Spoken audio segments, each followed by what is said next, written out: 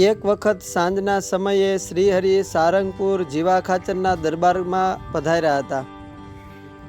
જીવા ખાચરના ઘરવાળા શીતબાએ શ્રીહરિને માટે થાળ કર્યો ને બાજોઠે બેસાડીને તાણ કરીને જમાડ્યા. શ્રીહરિએ જમીને થાળની પ્રસાદી જીવા ખાચરને આપી. મુખવાસ ગ્રહણ કરીને શ્રીહરિ ઢોલીએ વિરાજમાન થયા. એ વખતે વાઘા ખાચર શ્રીહરિને ચરણે ચરણચંપી કરતા હતા. શ્રીહરિ વાઘા ખાચરને વ્યવહારની વાતો કરતા જાય અને વાઘા ખાચર જવાબ આપતા જતા હતા. જીવા ખાચર, શીતબા અને વાઘા ખાચર વગેરે સૌએ શ્રીહરિને થોડા દિવસ સારંગપુર રોકાવાની ઈચ્છા વ્યક્ત કરી. થોડી વારે શ્રીહરિ પોઢા અને સૌ પોતપોતાના ઉતારે ગયા. સવારે ઉઠીને નાહીને પૂજાપાઠ નિત્યક્રમ વગેરે પતાવીને શ્રીહરિ હજુ વસ્ત્ર પહેરતા હતા. એ વખતે ગામમાંથી એક ખેડૂની બાઈ શ્રીહરિના દર્શને આવીને ફળિયામાંથી પંચાંગ પ્રણામ કરીને બોલી કે હે પ્રભુ, વરસાદનું ટાણું છે અને વરસાદના કાંઈ વાવડ નથી, તો વરસાદ કરો તો સારું, નહીતર મોલ હુકાઈ જાહે અને ઢોર ઢાખરને નિરણ પાણીની તાણ વર્તા હે. ત્યારે મહારાજ ઓરડીમાંથી ઓસરીમાં આવીને બાઈને દર્શન આપતા થકા બોલ્યા કે અમારે ગઢપુર જવું છે.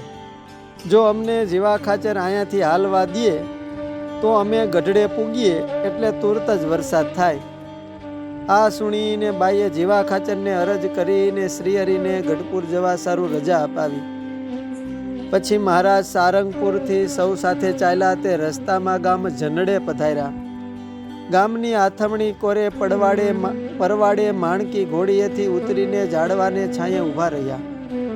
આત્માનંદ સ્વામીએ શ્રીહરિને ચાદર પાથરી એટલે શ્રીહરિ એના ઉપર આથમણી તરફ ચરણારવિંદ રાખીને લાંબા થયા થકા બેઠા. તે સમયે સર્વે સંતો સામે બેઠા અને શ્રીહરિની નાસિકા ઉપર શીળીના ચિહ્નનું ધ્યાન કરતા હતા. શ્રીહરિ વાતો કરતા કરતા થોડી વાર પોઢ્યા. નાના સંતોએ ઊભા થઈને બાજુની નદીમાં વીરડો ગાળીને જળનો લોટો ભરી રાખ્યો હતો. શ્રીહરિ જાગ્યા એટલે સંતોએ જળનો લોટો ધરાવ્યો. એટલે શ્રીહરિએ મુખ ધોઈને જળ ધરાવ્યું. જળને વખાણ્યું છે, આ વીરડાનું જળ તો ગંગાજળિયા કૂવાના જેવું મીઠું છે. સંતોએ તાળીમાં દાળિયા અને ગોળ મેલો એટલે શ્રીહરિએ જમવા માંડ્યા અને બોલ્યા, જે હવે સંતોની જોડીમાં કાંઈ છે?